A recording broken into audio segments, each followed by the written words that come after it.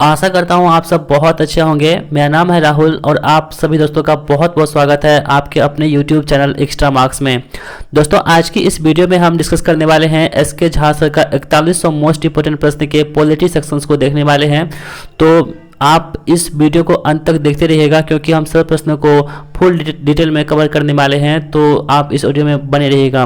तो दोस्तों आज की इस वीडियो को शुरू कर लेते हैं। सबसे पहला प्रश्न देखते हैं हमारा क्या है। निम्नलिखित में से किस वर्ष सिक्किम को राज्य का दर्जा दिया गया था। तो दोस्तों आपको बता दें सिक्किम को राज्य का दर्जा दिया गया था कब, 1975 में सिक्किम को राज्य का दर्जा दे दिया गया था।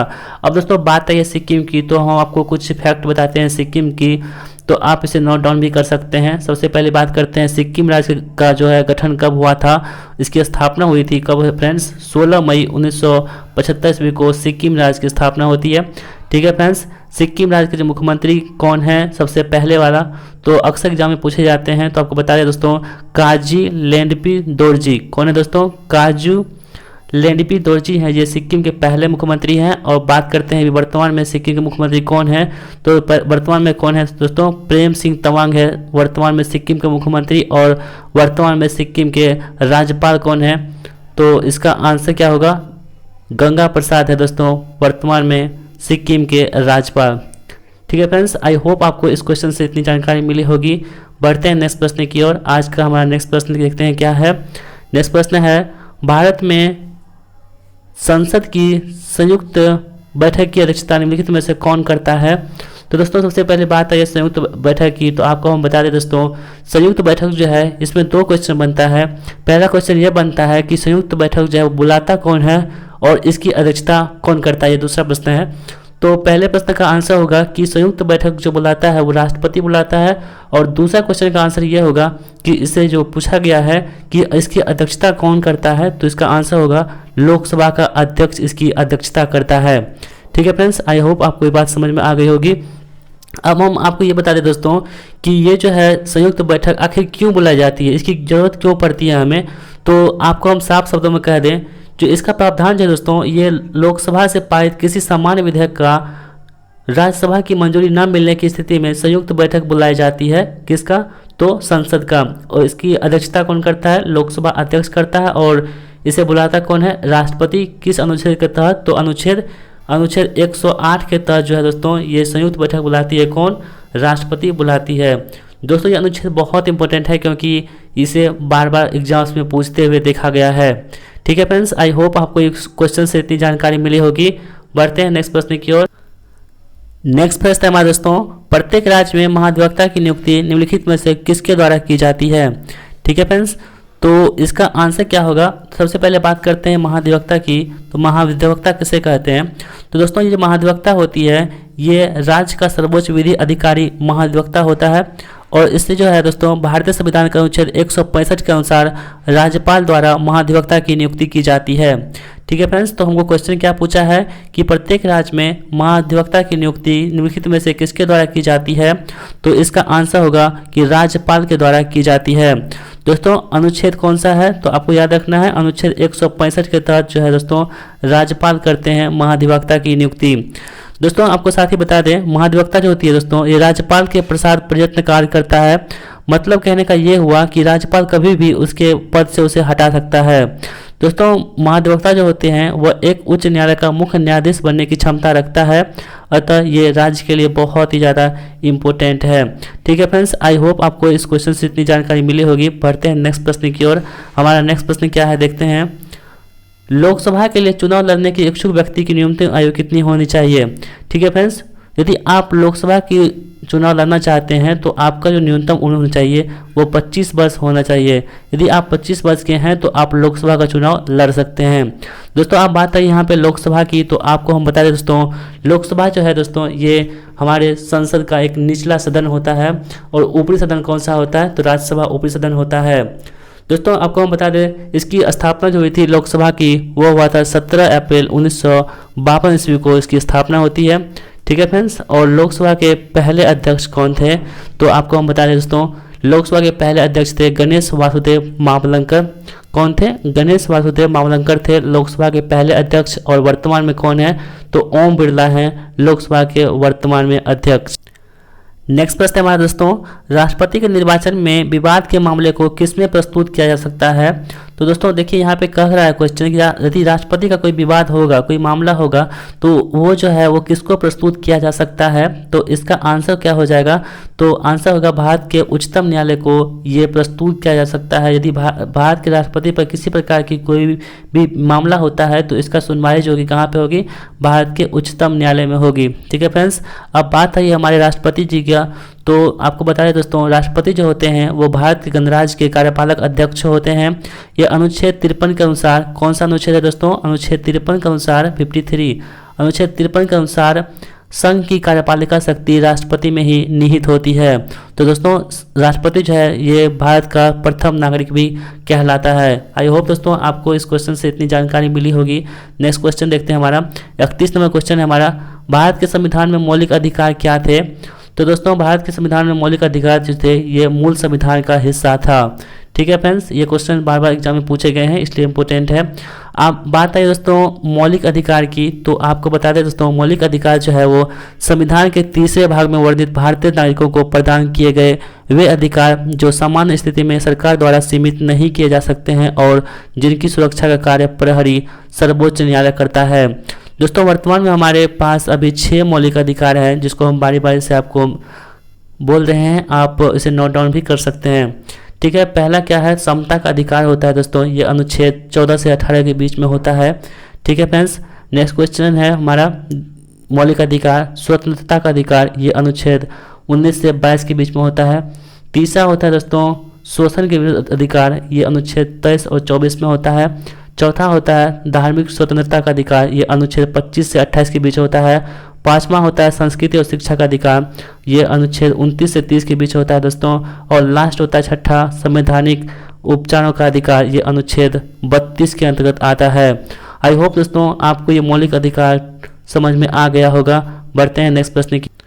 दोस्तों 32वां प्रश्न है हमारा कि भारत में संपत्ति के अधिकार को अब क्या माना जाता है।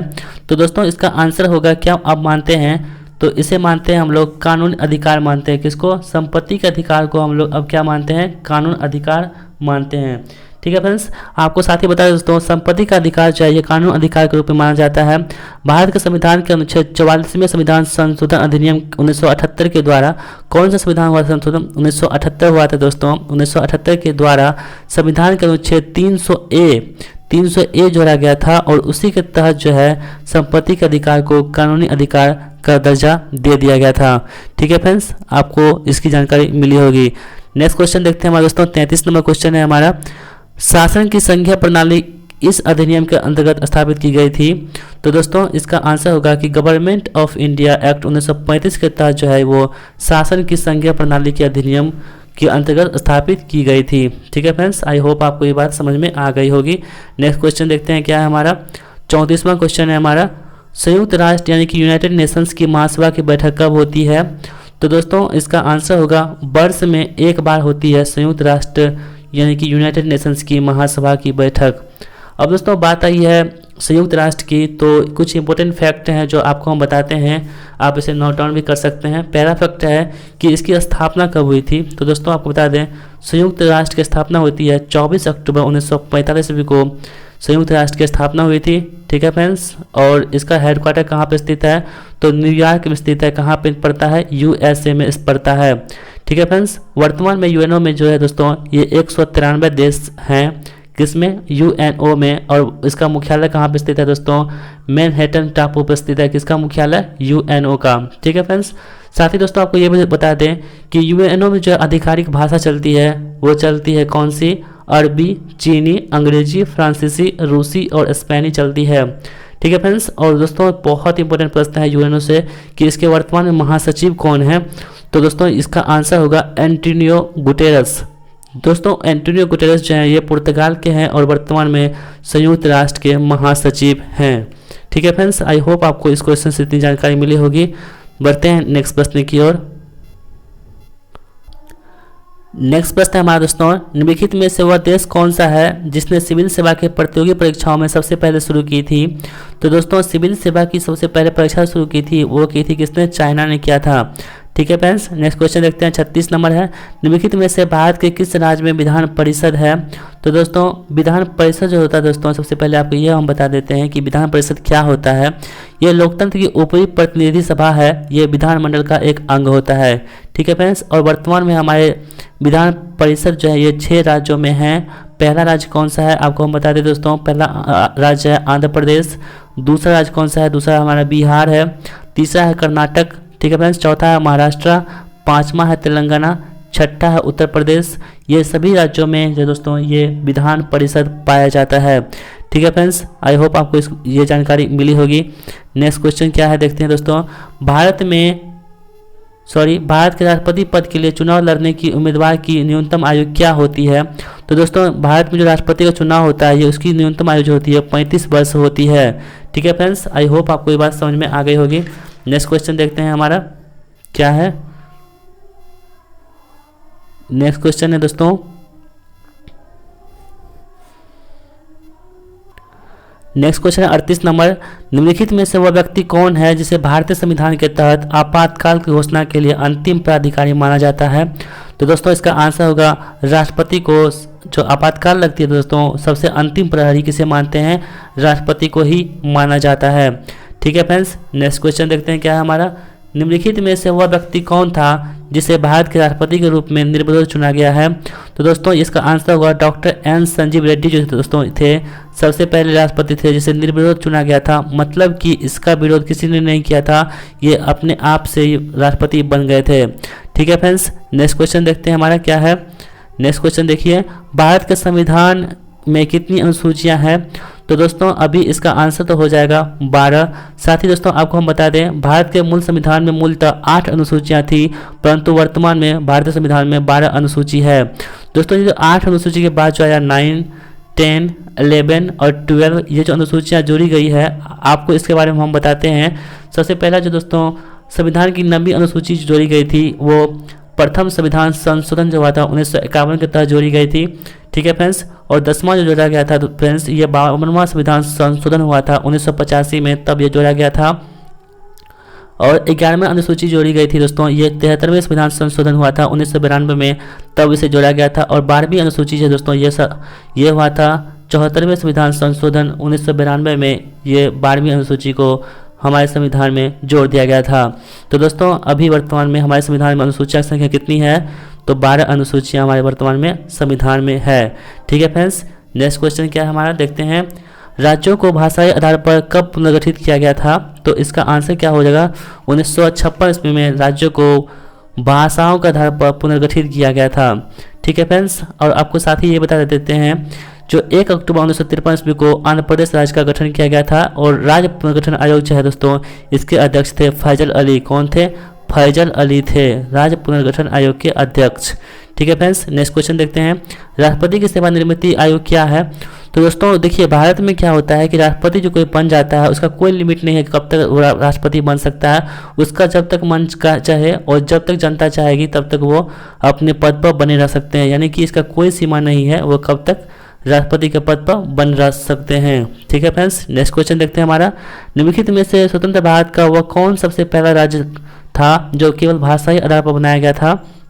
तो दोस्तों इसका आंसर क्या हो जाएगा, आंध्र प्रदेश जो है दोस्तों ये सबसे पहले भाषाई आधार पर बनने वाला पहला राज्य था। ठीक है फ्रेंड्स। नेक्स्ट क्वेश्चन देखते हैं, भारत का पहला और राजनीतिक राष्ट्रपति कौन था। मतलब कहने का ये हुआ कि वो राजनीति से संबंधित नहीं था, संबंध नहीं रखते थे। वो राष्ट्रपति कौन से आपको बताना है।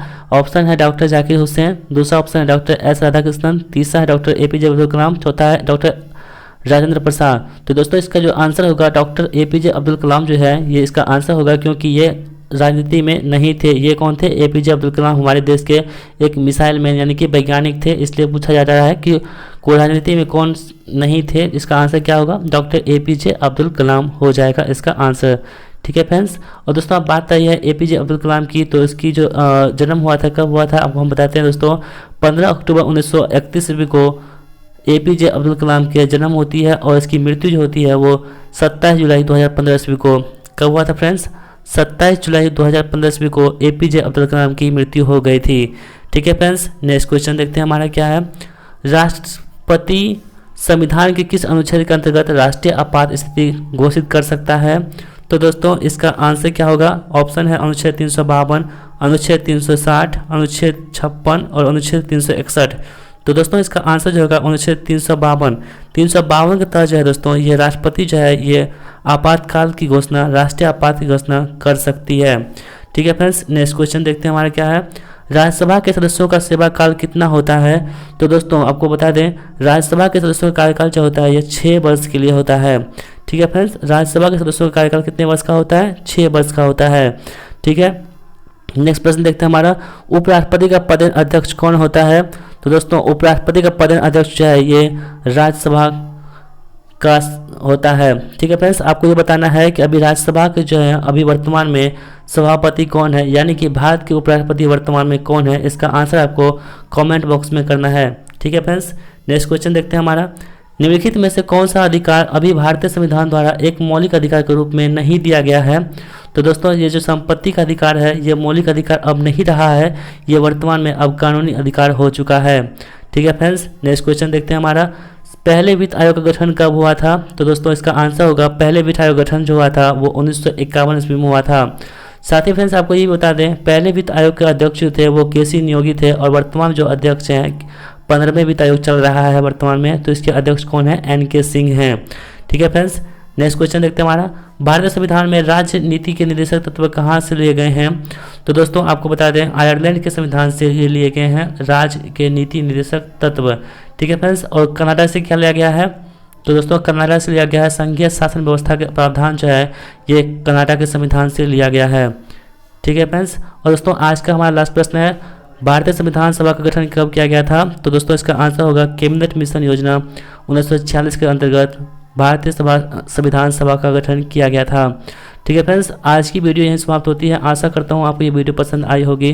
दोस्तों यदि आपको हमारी वीडियो पसंद आती है तो प्लीज़ हमारे चैनल को सब्सक्राइब कीजिए और इसे दोस्तों के साथ जरूर शेयर कीजिए। तो दोस्तों मिलते हैं हम आपके साथ एक और ऑडियो में, तब तक के लिए दीजिए हमें इजाज़त। Thanks for watching my video. जय हिंद, वंदे मातरम।